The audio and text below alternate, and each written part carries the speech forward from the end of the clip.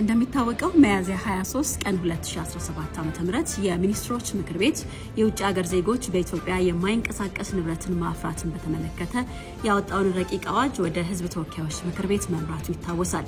ይህ ረቂቅ አዋጅ ከወጣ በኋላ እንግዲህ ምን ያህል አስፈላጊ ነው የሚለው አከራካሪ ሆኖ ቆይቷል። ሰላም ጤና ይስጥልን፣ እንዴት ቆያችሁ ተመልካቾች? ዛሬ በአዲስ ቀን የሀገር ጉዳይ የውጭ ሀገር ዜጎች በኢትዮጵያ የማይንቀሳቀስ ንብረት ማፍራትን በተመለከተ የወጣውን ረቂቅ አዋጅ አንስተናል። በተለይም አዋጁ መምጣቱ በኢትዮጵያ ያለውን የቤት አቅርቦት ፍላጎት ሚዛናዊ ከማድረግ ረገድ ምን ፋይዳ አለው? እንዲሁም ደግሞ የሪል ስቴት ገበያውን ከማስፋት ረገድ ምን አስተዋጽኦ አለው?